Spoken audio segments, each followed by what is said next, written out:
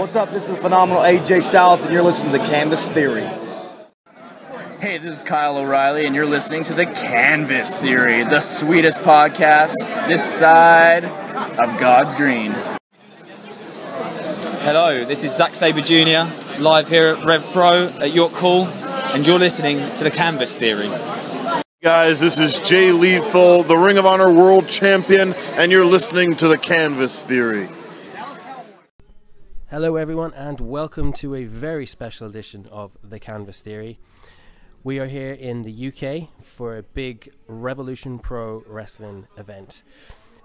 We've secured a great interview with Andy Quildan, the owner and promoter and matchmaker for Rev Pro. Welcome, Andy, and thanks a million for the time. Thank you for having me. Not at all. We really appreciate it. So yeah, we're just going to have a chat and just talk about a few things. So Andy, we'll really start at the beginning. You know, how did you become a fan of wrestling? Was it since you were younger, or how did you come about? Yeah, since as long as I can remember, really. I think my first memory of wrestling is I've told the story many times, so if you've heard the stories before, then just tell me to move on. No, fire away. But I was kind of I think I was about 4 years old, and I was at my aunt's house. We used to go to my aunt's house every week, and I was bored, kicking up a fuss, and she wanted to shut me up. And at the time, she had Sky TV, which obviously in the early 90s, it was something which not many people had. So she was actually recording the wrestling for her neighbour. Oh, wow. So she had the videotape of the wrestling and was just like, you know, let's try and put this on to shut him up. And instantly I was just captivated by it. You know, the showmanship, just the bright lights, the big characters, you know, as it was back in the day. Definitely, and I'd like to say that really, if you look at the phases of wrestling, obviously I know it's kind of changed now, but if you look at the phases of wrestling, how it kind of evolved from you know, the cartoony stage of the early 90s to you know, your Bret Harts and Shawn Michaels. Definitely. Of the, you know, the mid 90s, and then, you know, the Attitude Era in the late 90s. It kind of, wrestling kind of grew up and evolved with me, and kind of reflected many stages in my life. So it's kind of something which has stuck with me throughout. Definitely, I can see traits of that kind of style of wrestling as well in Rev Pro. It's great. The matches are really high quality, and it's something that, you know, I'm sure you are proud of that in that sense. Yeah, absolutely. And I mean, to me, like, I think with Rev Pro, like, and with any kind of product that I've put forward, the quality of a show is paramount to me. I want to be able to put on a product that I could be proud of, and someone, you know, someone of a similar age to myself and younger and older can come and can appreciate the product, and not be embarrassed to show their friends, hey, this is British wrestling. You know, I don't want it to be something, I mean, again, I'm not sure if we get into it or not, but I used to go and watch British wrestling shows when I was young, you know, like 12, 13, 14 Definitely, years old, and I was kind of embarrassed about what I was seeing, but I kind of convinced myself that, you know, I just loved anything to do with wrestling, so I'd convince myself that, you know, I have to go and I have to enjoy this because it's wrestling. And I mean, the first show I went to, there was probably I think there was like maybe 12 people, like including of my friends, not 12 people in the crowd, but there was like 12 of us all came along to the show. The next show there was maybe 8 of us, the next show 6 of us, and 2 of us, and that was only because I was kind of forcing someone to come with me, you know. And they just really weren't very good shows, you know, poor production, not very good wrestling, and the list can go on really, and kind of, so for me, I've always wanted to produce something which is very different to that. I've always wanted to produce something that, you know, that young me that used to go to watch those shows could go to and be proud of. Definitely. And could bring his friends to, and then not just have to beg his friends to come back, but his friends are then saying to him, when's the next one? You know, and that's what I want to do. Definitely. And, you know, I kind of, if I was going to relate Rev Pro to any kind of product in the US, I put it as Ring of Honor kind of style. In that sense, I'd relate it in that way. And you know, I'm a bit, you know, I love that kind of style. It's quality wrestling, and like you said, people are into it. Were those kind of tours, were they Butlins, or is that one of them? Was it those kind of the shows that I used to go. No, they were hall shows. They used to be in the local theatre. They used to do a monthly show, leisure centre shows, just anywhere. Like, but you know, your standard. It was legitimate kind of hall shows which ran storylines. And then as I got a bit older, I used to travel around to see a few more. I was from Southend in Essex, and then we used to travel out to Barking, Dagenham, places I could get to get on a train, be allowed to go to, really. So it kind of all over the place. Definitely. And you're saying, it was early 90s you started watching when you were younger. Is there any wrestler that kind of captivated you, that was kind of, that was your hero in one sense? I guess the first wrestler to really truly captivate me was the Ultimate Warrior. Just because he's just bright character, bright colours, Definitely, huge character, and then from there, Bret Hart was always my favourite. It was from SummerSlam '92, really, and it's funny because I've done a couple of shows with Bret. I was going to ask you, that was my next question. What was it like doing that?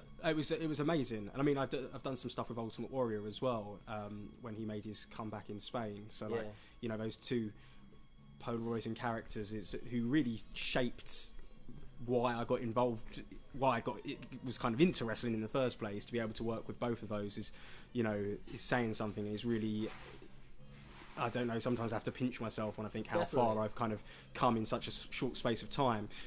But when Bret was over, I was saying to him, like, the real turning point for me and Bret Hart was SummerSlam '92, and I kind of always I favoured Bulldog, and well, your English, it makes sense. But what was weird was, like, after that match, there was the next day there was a real, and Bulldog had won and everything. I had a real sense of guilt that that I wasn't backing Bret Hart, who was like this big good guy wrestler. And I didn't know it at the time, but it's perhaps a testament to Bret Hart's work within that match. But obviously, as a child, you can't really tell that, but there was a real sense of guilt, and from that point I kind of nailed my colours to Bret Hart. Definitely. It's kind of, we're Irish, so we have a testament to, we like Sheamus, and he doesn't always get the love of everyone, but we're Irish, and to see someone from our own country doing something like that is really great, so we can relate to that in a sense. Now that you're a promoter yourself, did you ever, when you were growing up watching the Attitude Era rivalry between WCW and ECW even and WWF at the time, between Vince and Bischoff, did that inspire you in any way? Do you take anything from that now?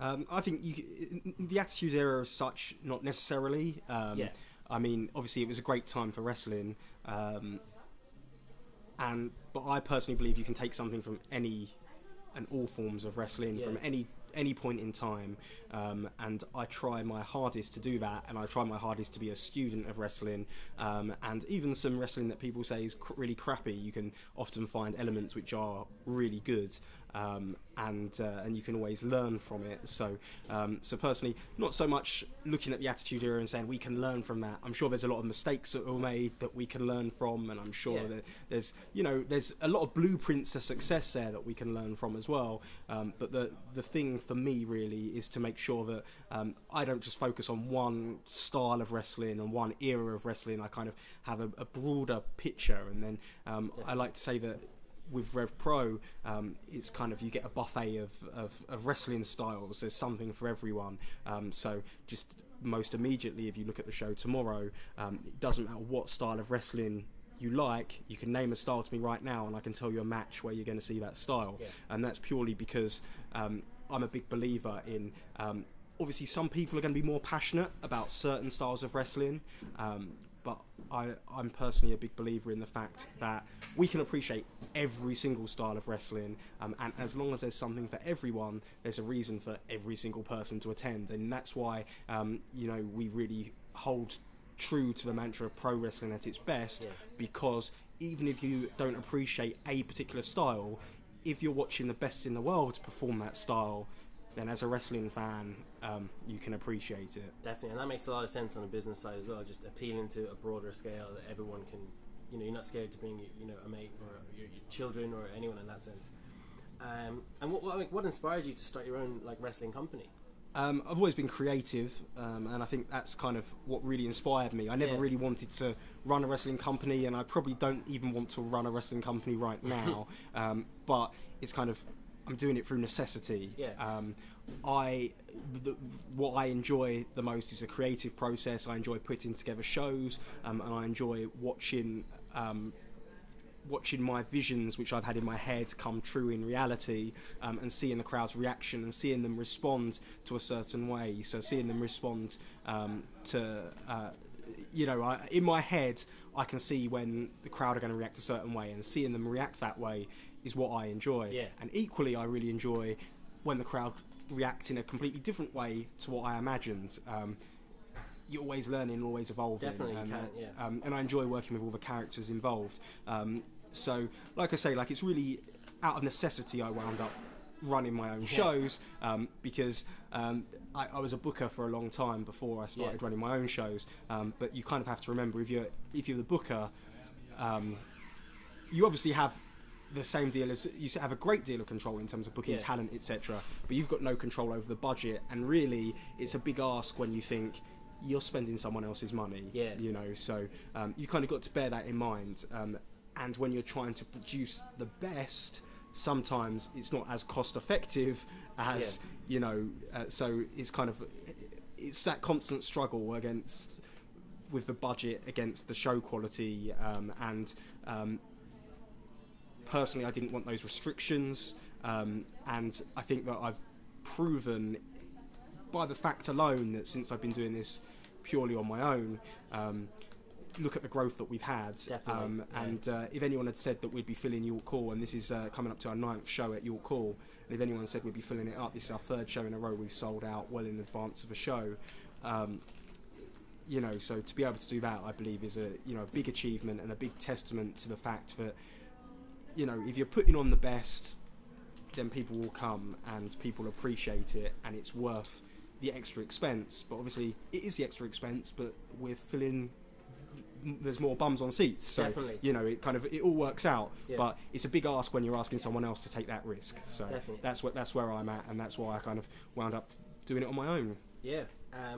And Revolution Pro was started in 2012, and what a fantastic time the UK indie scene has had since then. It's just gone from strength to strength with ICW, IPW, Preston, Progress, all these other companies as well.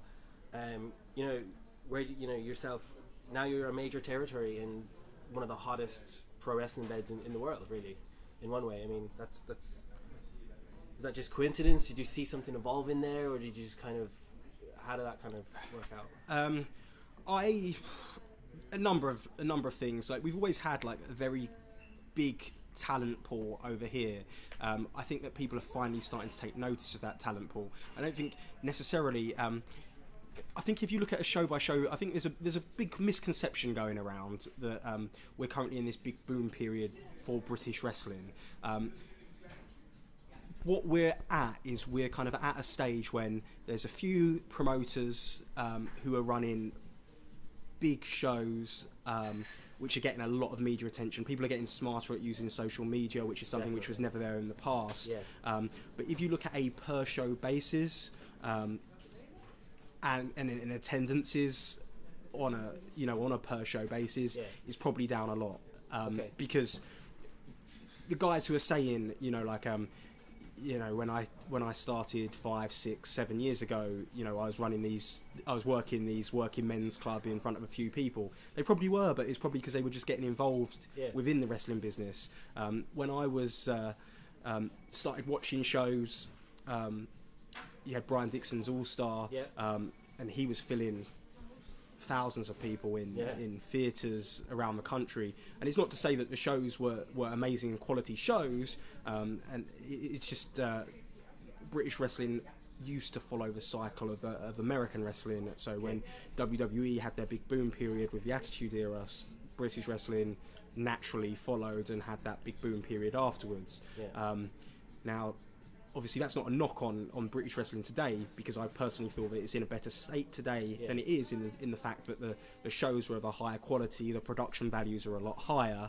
I'm just saying that it's not like all of a sudden out of nowhere British wrestling is suddenly getting big crowds. It's just the fact that and again, this is all my opinion, but it's kind of something that I've lived through. And I think that it's just now a fact that promoters are doing a lot better in terms of publicising what they're doing, and I believe that in a time when the American independent circuit isn't as strong as it once was, in the sense of, you know, when I first broke in, you could name like all the big name indie wrestlers in America.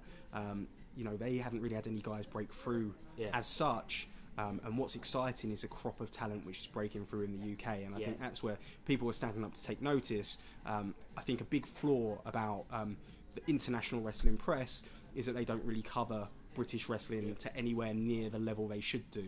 And I mean, there's so many promotions over here that are doing so well, and I think, like, to me, the big thing is, if you look at, for example, a promotion like TNA, which has had every advantage in the world, you look at its current position, and then you look at what we've achieved. And when I say we, it's not just Revolution Pro Wrestling, it's Progress Wrestling, it's ICW, it's Preston, etc., etc. The list goes on. And we've achieved that without Hulk Hogan and without national television, and without huge marketing budgets. We've achieved that through ticket sales, hard work, word of mouth, a real do-it-yourself attitude, loyalty as well, and loyalty from the fan base, and that's what we've achieved. And you know, and we've got ourselves to a state where, for TNA to try and get a buzz about their UK tour, they have to take 3 of our guys and try and have a poll about who's going to represent. And that's not because the guys aren't good enough quality to be on the shows. That's because they want to kind of try and generate a bit of buzz and a bit of talk about, you know, a product which is of little to no interest to anyone at the moment. And I think that's a real testament to British wrestling and how the hard work which everyone has put in. And again, just to reiterate, I'm not just saying myself, I'm saying that, you know, the wrestling community as a whole. And saying that, do you think WWE's recruitment, TNA's recruitment of British wrestlers has increased, you know, fan interest in the British product as well, in a sense? It has and it hasn't. I think certainly Prince Devitt was a huge part in that, because he's the first. I think he's really the first wrestler who's gone to WWE and truly embraced the fact of, hey, I was an independent wrestler for all this time. This is what I've done. These are the people I've wrestled around the world, and he's not shied away from that fact.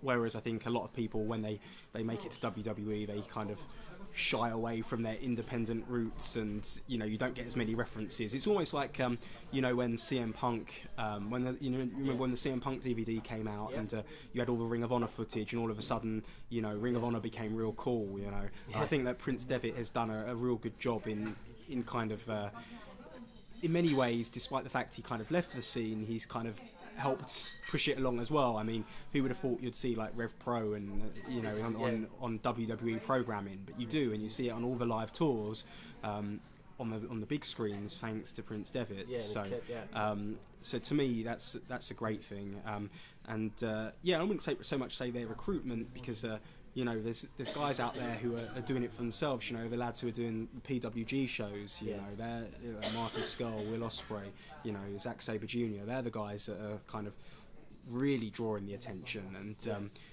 and creating a buzz about the scene. And people are like, I want to see more Zack Sabre Jr. I want to see more Will Ospreay. I want to see more Marty Skull. And then whilst they do that, they then see in, you know, all the other great talent we've got over here. Yeah. I remember Will Ospreay put out a tweet where he said, last year I bought the Bowler DVD and now I'm on the front cover of it. I mean, that kind of stuff is really cool to see a British wrestler on the front cover, and they're embracing that as well. So, I mean, this is a bit, would you ever see British wrestling maybe going back to the prime time of the, maybe not World of Sport days, but like one of these big UK independent companies on a national television channel in the UK? I do and I don't. I mean, like, the big problem, which is always going to be a big problem, is the fact that you know, until someone wants to come and invest in UK wrestling, it's still going to have it's still going to be always going to be very niche, and we're all doing the best we can to grow it in as fast a pace as possible. But ultimately, our production standards can't hold up to those of some of the, you know, of the likes of WWE and what TNA used to be able to produce. And I think that's one of the things that will hold us back. So until there's someone who's going to really, it's all about the right pieces of the puzzle falling into place. I mean, over the years, you've had people who've had the money to make it happen, but they've just wound up being involved with the wrong people. Yeah. And you've had people with the money to make it happen, but they've just spent it in all the wrong places. Yeah. And you've had people with the money to make it happen who just have had the right advice, but they've not listened to it because, you know, everyone's got an underlying vision of what they want to do with wrestling. And let's be honest, like, if you're looking at industries to get involved with, you're only really going to look at wrestling as, I want to get involved with wrestling if you're a professional wrestling fan, and by its very nature that means you're going to have your own ideas about how a product should be run, and that to me is why there's so many wrestling promotions around the UK, and that to me is why it's very hard for promotions to work together. I mean, obviously when I say that, I'm not saying like promotions are working against each other. I'm saying that you know, it's you know, historically, when promotions have tried to ally with one another, it's not really worked because everyone's got different visions and everyone's pulling in different directions. So I think that's kind of the big obstacle. But I also don't think it's necessarily the be-all and end-all in terms of, you know, in terms of moving forward. I don't necessarily think TV is the be-all and end-all. And I think that, you know, obviously we're embracing new technology with our on-demand service, and just where that's coming more and more into the forefront. Obviously, I'm not suggesting for a second that you know, having a YouTube show or having our on-demand service is as big as having a TV deal or being on pay-per-view, but in the future it could well be. And at the moment we're learning that technology and we're trying to get involved with that technology before it becomes a boom thing. And to me, like if you look at stuff like I was in a shop the other day and they had like Doritos, and it was like buy 2 bags of Doritos and get a free digital download. And to me, that's little things like that is what's turning digital downloads and watching stuff on your computer, your tablet, etc. That's what's turning it mainstream. And when that takes over, we're in a very strong position, and everyone's in a strong position. And that's what I love the most about new technology, is that you know, for people who are doing it guerrilla style, you know, and really going out there and trying to pound down doors, you know, they've got a real opportunity to make something happen. And we've got a product there that if people watch it, it's just about raising awareness. And if people watch it, I'm convinced they're going to want to watch more. And would you see you know, you have a tremendous video on demand service as well, a great product that, you know, high quality, that gets out very quickly after your show has aired. Do you ever see yourself maybe in the near future going to iPay-per-views, similar to what Ring of Honor would do?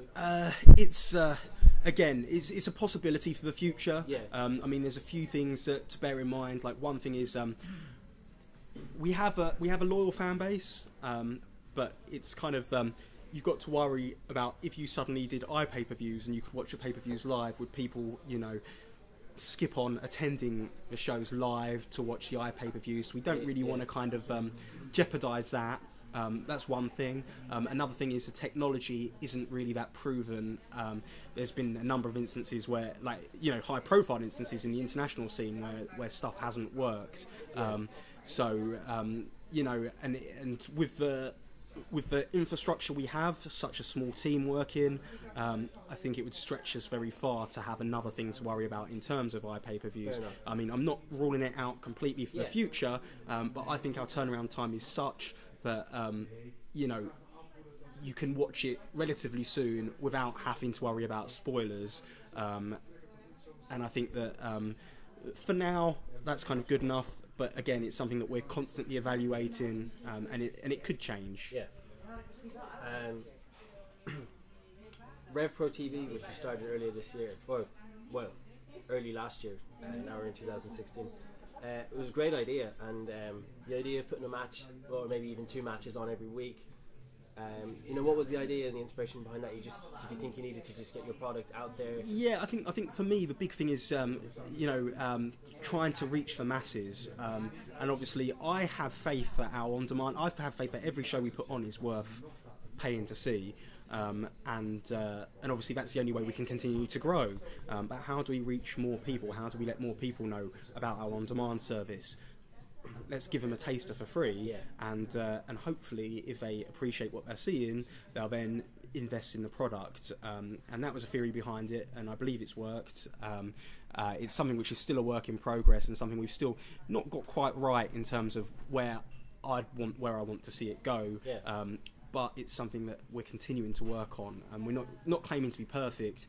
But at the end of the day, you know, we're drilling out a high quality product free of charge. And when I say we, I mean, you know, I edit it, I put it together, you know, so like it's kind of, it stretches you a bit thin. And I don't think that kind of really I anticipated the drain it would have. Really? Okay, yeah. But it's... How long would it take to edit a show, let's say? It varies, but like, you know, it's a full day out of your a full day out of your week, you know, I'd say, and that's, you know, that's precious time when you're doing it on your own, you know. So you kind of have to you have to be smart sometimes and look at what's making money, what's not making money, and sometimes we kind of have to sacrifice episodes of the show, and sometimes kind of, should we say, not say the sacrifice episodes, but sometimes the quality wasn't where I wanted it to be, purely because we were trying to get this product out. We've got a lot of ideas. This year we're going to continue to test it, continue to try and evolve it. We've got monthly TV/YouTube TV tapings coming next over the course of a year. But you know, again, they are going to rely on ticket sales for those events, because whilst those shows, they're not even there to kind of they're not there to make money. They're essentially there to break even in terms of as a show proposition itself. But we're looking to use that as a kind of advert for the bigger shows, and then so we'll make our money back in that respect.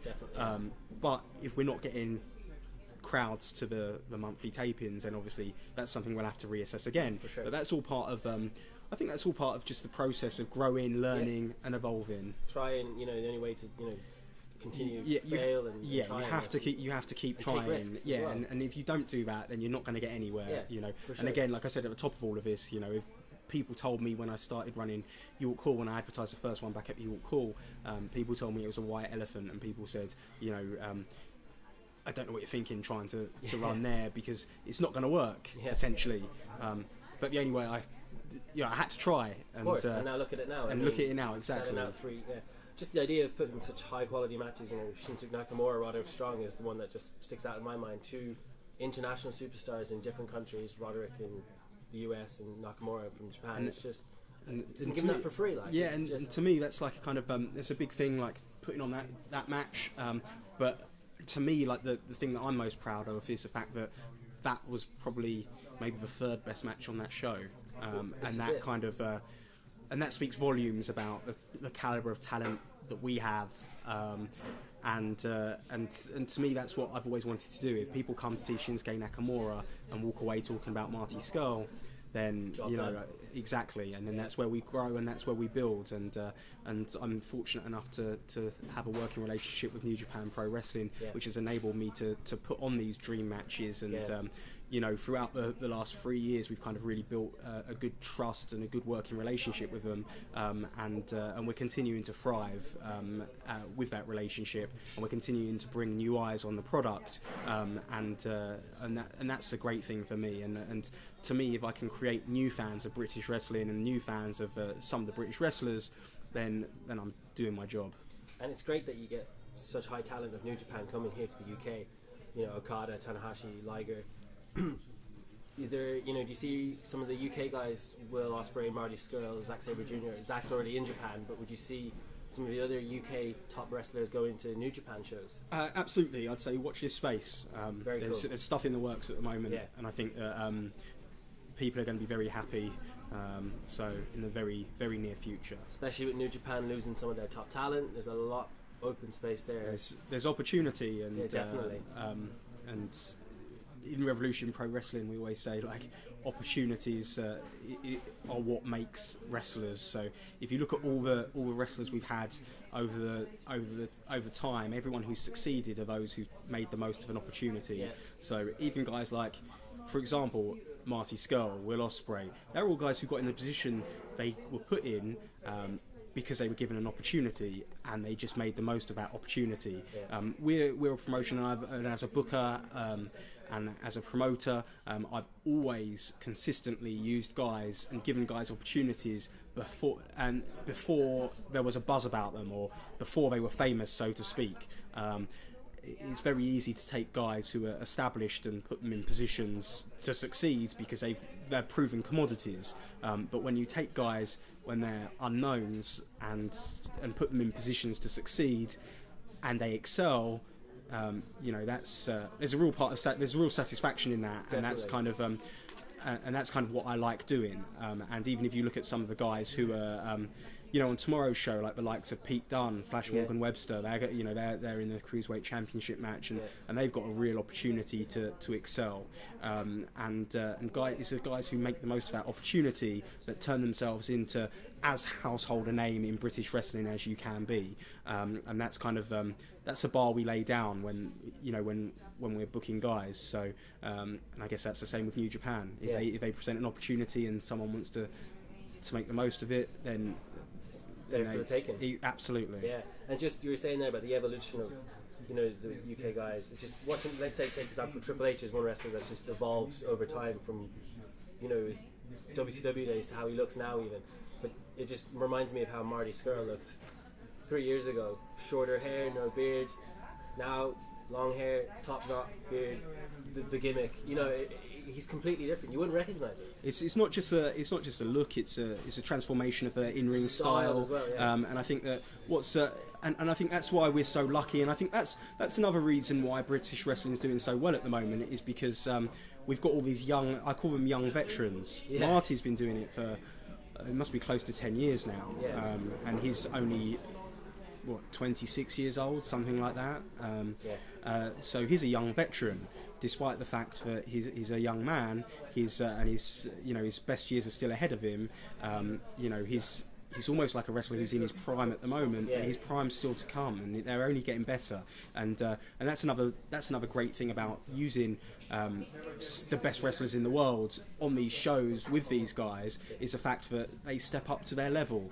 AJ Styles, without a doubt, best wrestler in the world right now, and but every bit his equal, Marty Scurll, Will Ospreay. They proved it in their matches, and I'm sure that Zack Sabre Jr. is going to prove the same tomorrow. And for me, that's the making of a man. When you can go in the ring with someone who's seen as the best wrestler in the world, and you can compete on their level, that's when you've made it. And as an example, you have like a guy like Hiroshi Tanahashi. When he first came over, he was the man that people call the best wrestler in the world, and he still is. But when he first came over, it was such a huge coup for us. And I don't think at the time the significance of it was this was 2 years ago now, so like the significance wasn't as such, in the sense of New Japan wasn't as mainstream over here as it is now. But what I kind of likened it to people who didn't understand was, imagine we get to see a lot of WWE legends come over to this country now, and that's for many years, for years and years, dating back to the Bushwhackers and Marty Jannetty and Earthquake. That was a staple of British wrestling. Come and see the genuine WWF star. And when you saw them, they were not in their prime at all. And now, with these New Japan guys, we're seeing the second biggest wrestling organisation in the world, the best wrestlers in the world, and we're not seeing them past their prime, we're seeing them in the prime of their careers. So it'd be like akin to Tanahashi is a man that turned New Japan's business around. It'd be akin to John Cena coming over now, not in 10 years' time when he's a broken down old man. It'd be akin to him coming over now and competing whilst still being under contract to WWE. And I think that's our guys are just making the most of those opportunities. Iron sharpens iron at the end of the day. And absolutely. It goes back to what you were saying earlier, the opportunities, and they're just grasping them and putting on these fantastic matches, and it's showing. What would be some of the difficulties of running a wrestling company? Biggest difficulty is selling tickets. It makes it doesn't matter how good your card is. You can have the best wrestlers in the world. If the people don't want to come, they don't want to come. So it's all about. At the end of the day, it's a numbers business, and we need to get numbers through the door in order to continue running. And every every show we book, every wrestler we book, it's at a risk. So I think that's, to me, that's the biggest challenge, to stay relevant and to keep pushing through, especially when there is so many new products. And I mean, you know, and there's so many, I don't want to call them flavour of the months because that's not fair, but when there's so many hot new things. And for me, I mean, I've been running shows, and when I say running shows, I mean like booking shows since 2006. Yeah, and that's a long old time, you know. And I believe I've stood the test of time in what I've been running and booking and putting together, and I've got a proven track record of, you know, creating stars and putting on exciting shows and riveting storylines. And I personally believe that the shows that we put on in Sittingbourne in 2008, 2009, moving forward, I believe that, or probably from 2009 actually, with the first show having Pac Neville against Daniel Bryan, and being the show being stolen by Joel Redman and Mark Haskins against Zack Sabre Jr. and Marty Scurll on that same night. It all started there, and I personally believe those shows in Sittingbourne have gone a huge way to shaping British wrestling as we know it today. And it's crazy to think those lineups we used to put on in Sittingbourne, and then look at, you know, the shows we're putting on now. But like I say, like staying relevant is a big struggle as well, and you know, constantly evolving and changing, and you know, I've not had the benefit of ever being new. Even when we became Revolution Pro Wrestling in 2012, it was almost like, because I was switching from IPW, it was almost like we experienced growing pains when we did it.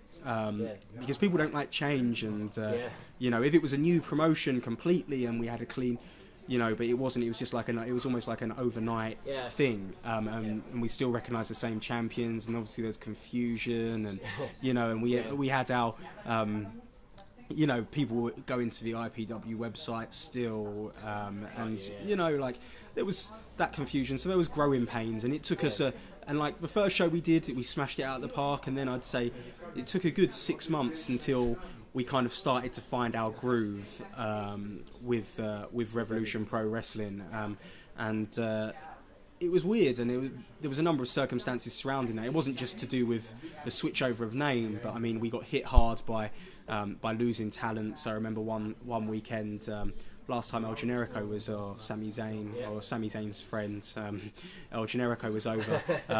Wink, wink. That weekend we lost Sami Callihan to injury, and we lost Marty Scurll and Rockstar Spud to TNA British Boot Camp, when obviously at the time TNA was a much bigger thing than it is now, and we were a much smaller thing than we are now. And that was like a real blow for a weekend where the whole weekend was really evolved around those three guys, and El Generico, so that was a tough blow. And you know, stuff like that you can underline, and you can look back and see why it was you know, why we had such a tough time making that transition. And you know, so kind of reminds me of WrestleMania this year for WWE. Yeah, absolutely. Aren't they? Not quite on the scale of that, but I'm sure that they're not worried about, you know, with all the tickets they've sold regardless. But you know, that's to me, that's the biggest challenge. You know, staying relevant, staying current, and without the advantages. And I feel, again, if you've been around, like, it doesn't, again, aside from the fact that the name Revolution Pro Wrestling has only been around since 2012, I feel like I've been around for a long old time, and staying current is, you know, it's hard, and I think that sometimes people forget, you know, how much I've been through and how much I've produced in that time. And again, like, a lot of the fans are new, and that's wonderful, because obviously we're growing our fan base, and that's why it's so good, you know. But yeah, it feels like an uphill battle sometimes. Definitely. Only a couple of questions to go. As you're in the wrestling industry in a non-wrestling capacity, is there any advice you would give to anyone if they wanted to break into the wrestling industry in a non-wrestling capacity? Yes, you have to this applies to in a wrestling capacity as well. But if you want to be in a non-wrestling capacity, you have to be prepared to make the miles. So when I say that, like again, I'm not sure if our attitudes have changed or whether things are. Or if it's just a kind of, the culture we're in now, like want it now. Yeah. But you have to be prepared to make the miles. You need to be prepared to travel up and down the country. You need to be prepared to simply just show your face at these shows, introduce yourself to people, get your face known, before you even think about, hey, it's it's a show at your call. Can I come down and help at the ring, help with a ring? And I know that's it's great. You need to have that attitude of, yes, I want to help with a ring. Yes, I want to help do stuff, but a lot of the time it can be perceived as just trying to get a free ticket. So really what you want to do is, if you're there at your shows and you want to be involved, you want to show your face. And there's a lot of training schools do non-wrestling. You always inquire with the training schools to see if they have any training for people in a non-wrestling capacity. Always do that. But your best bet is buy tickets to these shows that you want to be a part of, hang around after the shows, talk to the guys, ask if you can help out.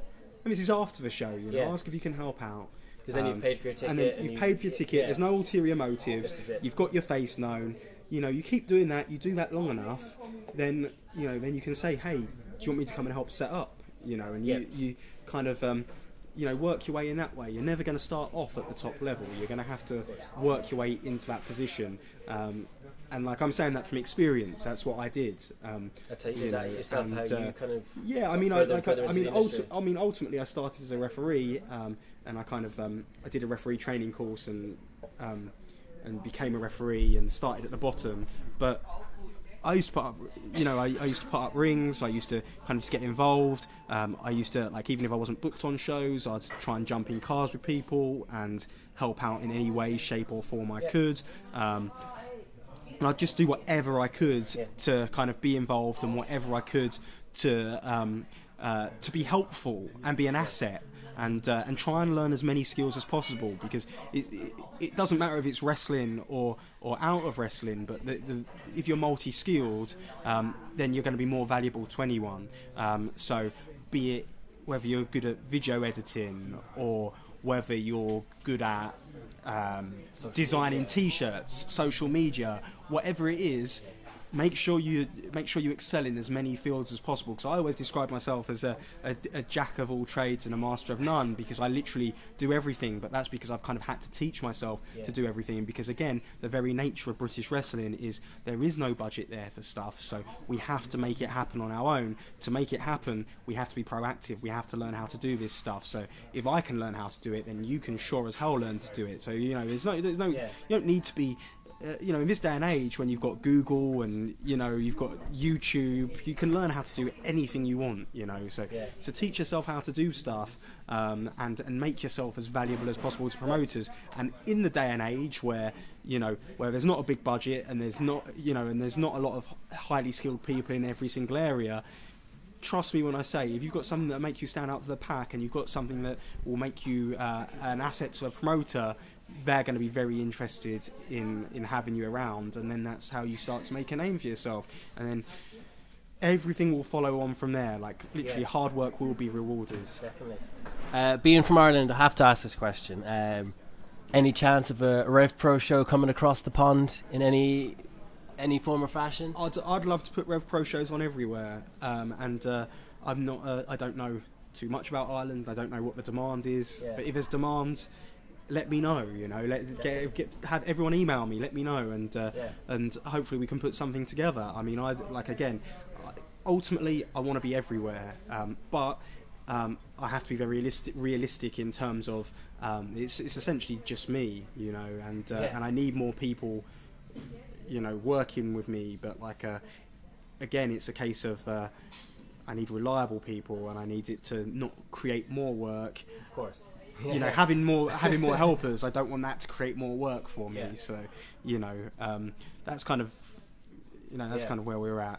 Yeah, because being from Ireland, we get a couple of shows, WWE shows twice a year, TNA come every now and then, but generally we have to travel. So yeah, it'd be great if something came to us And finally, Andy, we'll finish off with this. You kind of even mentioned a bit of it earlier. What can we expect from RevPro in 2016 and even beyond that? Just more of the same. We're going to continue to try and push boundaries in terms of our in-ring action. We're going to continue to use the best wrestlers in the world. I think you're going to see a lot of people in the UK scene step up another gear. Again, as I've said previously, and I'll continue to drill home, these guys you're seeing before your very eyes, you think they're good now, imagine what they're going to be like in a year's time, 2 years' time, etc. So health permitting, God willing, they're going to continue to evolve and get better and better and better, and that's a scary prospect for a lot of people, but they're going to continue to get better, and we're going to be the ones who are going to benefit from that. Definitely. And on top of that, I mean, as many different streams that we can create, the better. So one thing that's going to be new for this year is we're actually producing an action figure line. And very cool. And that, to me, that's kind of a big deal. I mean, we're planning on being, obviously we're going to be the first promotion in Europe to have action figures. I think we'll probably be the first independent wrestling promotion to have figures on the market by the time the first figure comes out. And actually the winner of the Marty Skull and Will Ospreay match tomorrow is going to be the first action figure which is going to be made.